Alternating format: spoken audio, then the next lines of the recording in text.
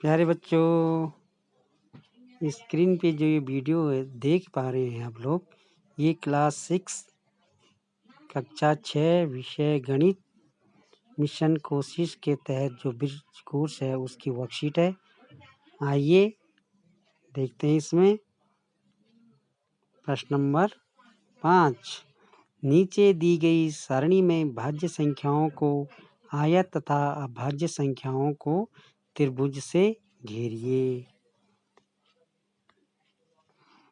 जो भाज्य संख्याएं भाई भाज्य संख्याएं पिछली वीडियो में अभाज्य, भाज्य, सम, विषम सभी संख्याओं, प्राकृतिक संख्याएं, पूर्णांक, पूर्ण संख्याएं सबकी जानकारी दी जा चुकी है। फिर एक बार पुनरावृत्ति करते हैं। भाज्य संख्याएं कौन संख्याएं होती है जिनके क्या होते हैं 2 से अधिक गुणनखंड होते हैं।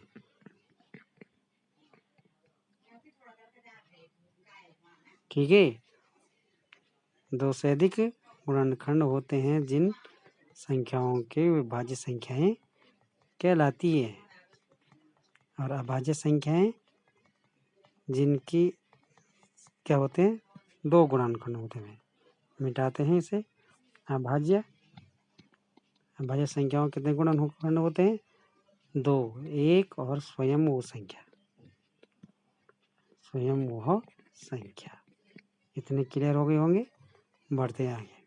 अब आप लोगों ने क्या करना है भाई, जो अभाज्य संख्या है उनको किसे दिखाना है ट्रायंगल से, त्रिभुज से। और जो भाज्य संख्या है ये अभाज्य संख्याओं को त्रिभुज से दिखाना है। और जो भाज्य संख्या है उसे दिखाना है रेक्टेंगल से, आयत से।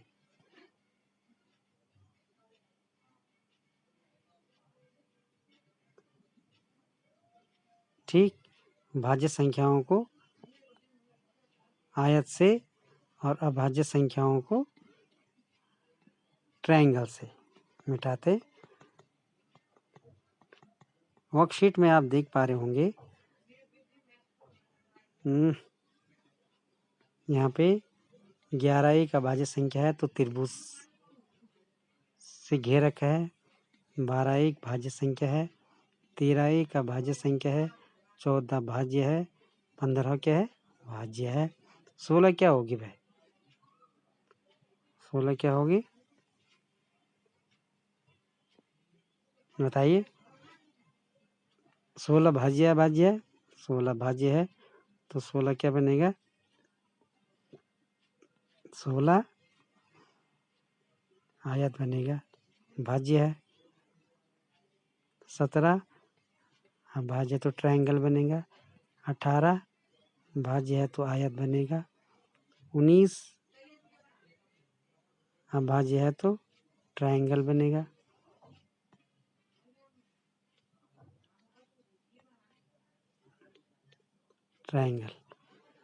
20 भाज्य है तो आयत बनेगा।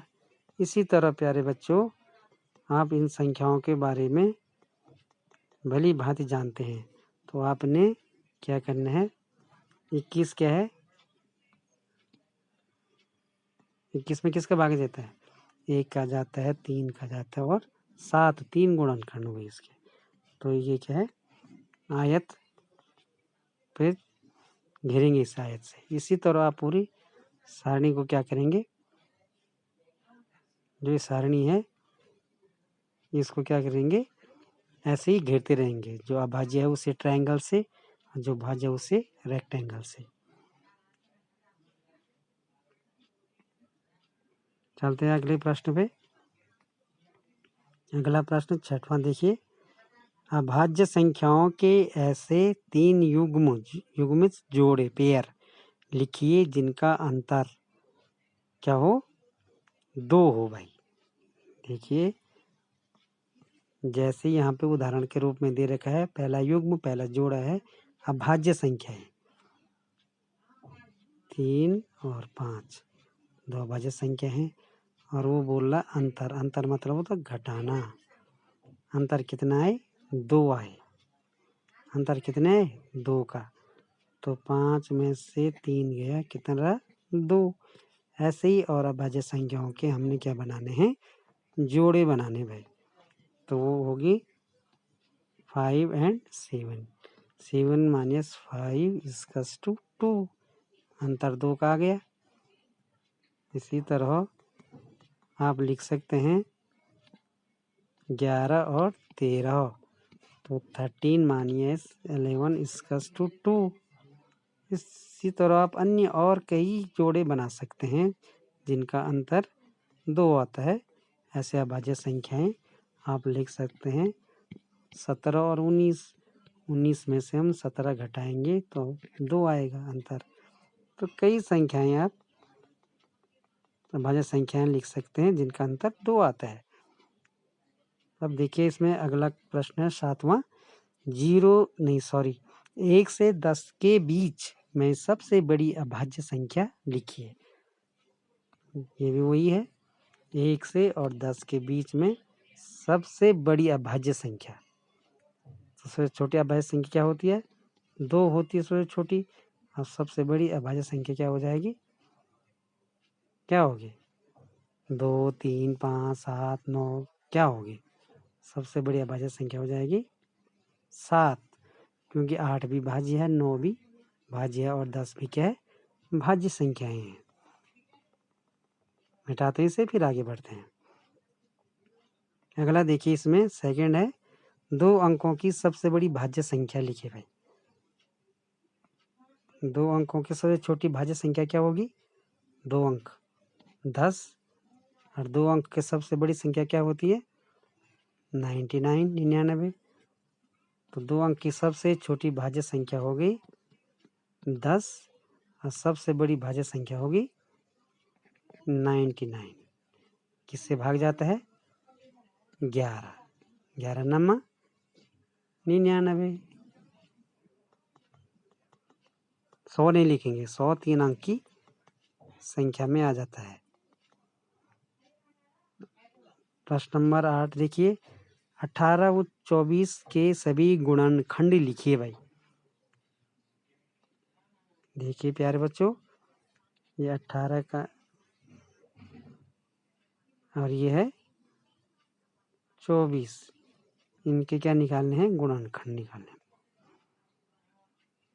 अब देखिए 18 किस किस संख्याओं से कटता है या किस किस अंक का भाग जाता है 18 में। एक तो 1 का जाता है, और यहाँ देखेंगे हम 18 का, 1 18 अंक है, जब 1 का गुणा 18 बार करेंगे तो 18 आएगा, और 18 का गुणा 1 बार करेंगे तो 18 आएगा। फिर उसके बाद 2 का अंक देखेंगे हम,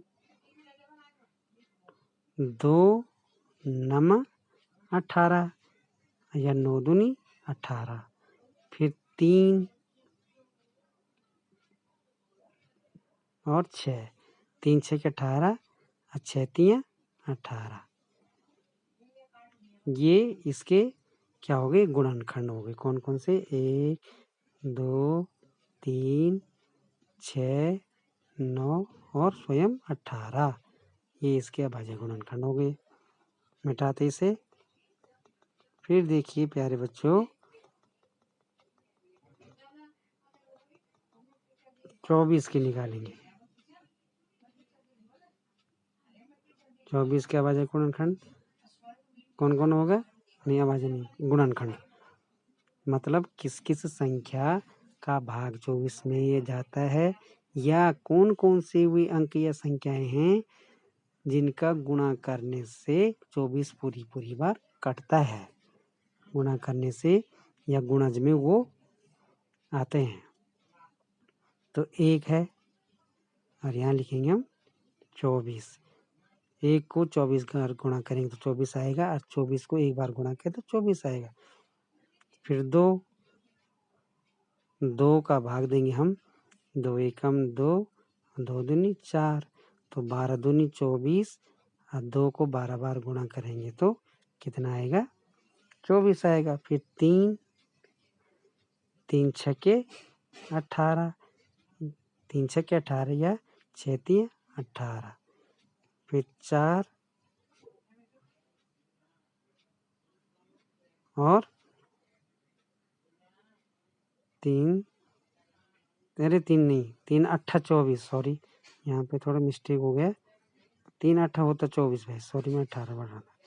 3 अट्ठा 24, या 8 दिया 24, फिर 4 छक्के 24 और 6 चौको 24। तो इस तरह से प्यारे बच्चों 24 के गुणनखंड क्या क्या हुए? 1 2 3 4 6 8 12 और स्वयं वह संख्या 24। इस तरह से गुणनखंड हुए 24 के। मिटाते हैं, फिर आगे बढ़ते हैं। अब देखिए इसमें प्रश्न नंबर 9, 20 व 100 के अभाज्य गुणनखंड लिखिए। 20 एंड 100 के क्या निकालने? हमने प्राइम फैक्टर निकालने भाई। आइए देखते हैं इसे कैसे करना है। सॉरी, 20 के अभाज्य गुणनखंड कैसे निकालेंगे? सही, छोटी अभाज्य संख्या 2 का भाग देंगे। 2 एकम 2, भाग नहीं पाए 0, फिर 2 पंजे 10, फिर 2 का नहीं जाता, 3 का भी नहीं जाएगा, 5 का देंगे, 5 एकम 5। 20 के अभाज्य कितने गुणनखंड होंगे? 2 दूनी 4 पंजे 20। ये 3 क्या निकल गए? 2 2 और 5। यह अभाज्य गुणनखंड निकल गए 20 के। अब अगले जो संख्या दे रखी है वो है 100, 100 के भाई। तो सबसे छोटे अभाज्य संख्या से गुणा करेंगे। 2 पंजे होता है 10, भाग नहीं पाए 0, फिर 2 दूनी 4, 1 बचा 10 हुआ, 2 पंजे 10, फिर 3 का नहीं जाएगा, फिर 4 5 का देंगे, 5 पंजे 25, फिर 5 एकम 5। तो प्यारे बच्चों देखिए अभाज्य गुणनखंड क्या निकले 100 के? 2 दूनी 4 पंजे 20, 20 पंजे 100। तो 2 गुणा 2 गुणा 5 गुणा 5, 2 2 5 5। ये अभाज्य गुणनखंड आगे किसके? 100 के। प्यारे बच्चों इसी में आगे देखते हैं प्रश्न नंबर 10। निम्नलिखित को 2 विषम अभाज्य संख्याओं के योग के रूप में व्यक्त कीजिए भाई। देखिए एक उदाहरण दे रखा है यहाँ पे, ध्यान से देखिए आप। 44 दे रखा है जैसे, तो 44 को हमने विषम अभाज्य संख्या, विषम भी हो और अभाज्य भी हो, तो जैसे यहाँ पे उदाहरण दे रखा है 44, मतलब 44 के 2 विषम अभाज्य निकालने हैं। ठीक है ना? 44 को 2 विषम अभाज्य संख्याओं के योग के रूप में, योग जोड़ना है। 2 ऐसे अंक या संख्याएं हमको लिखनी है जो विषम अभाज्य हो। जैसे यहाँ पर उदाहरण दे रखा है, तो 13 में हम अगर 31 जोड़ेंगे तो 13 भी क्या है? विषम अभाज्य है, और 31 भी विषम अभाज्य है। इन दोनों को जोड़ेंगे तो इनका योग आएगा 44, 44। 3 और 1 4, 3 और 1 4। इसी तरह 44 के और विषम अभाज्य निकालेंगे तो निकलेगा 41 प्लस 1, 41 प्लस 3, सॉरी 41 प्लस 3। ये भी क्या है? विषम अभाज्य, ये भी विषम। इसी तरह यहाँ पे एक और उदाहरण दे रखा है, 2 संख्याओं के योग से 44 कैसे बनता है, ये आप लोग देख पा रहे हैं, 37 धन 3। अब चलते हैं अगली संख्या पे। अगली संख्या है हमारे पास क्या है? 36। क्या है? सॉरी 36। तो कौन सी वे दो विषम अभाज्य संख्या होंगे जिनके जोड़ने से 36 प्राप्त हो? तो हम देखेंगे, क्या लिखेंगे, कौन से होंगे वो? 31 धन 5, ये भी विषम अभाज्य है, ये भी विषम। 31 और 5 होता है 36। क्लियर हो गया? मिटाते से अगली विषम संख्या हमारे पास, अगली संख्या 36 की ओर देखिए, 36 की ओर निकालेंगे हम। ओहो, 36 के भाई कौन सी दो विषम अभाज्य संख्या होंगी? तो हमने लिखा 17 धन 19, 9 7 16 की 9 7 16 की 6, हासिल लगी 1, और 1 धन 1 2, और 1 हासिल थी 3। तो क्या हुई? 17 और 19 क्या हुई? 17 प्लस 19, 17 धन 19 2 हो गए, विषम अभाज्य ही। फिर अगला देखेंगे, कोई और आप भी बना सकते हैं, आपने भी कोशिश करनी है और इसके अलावा बनाने की। इसी तरह हम लिख सकते हैं 29 धन 7। तो 9 और 7 जोड़ेंगे, 9 7 16 की 6, हासिल लगी 1, और 2 1 3, 36 प्राप्त हुआ।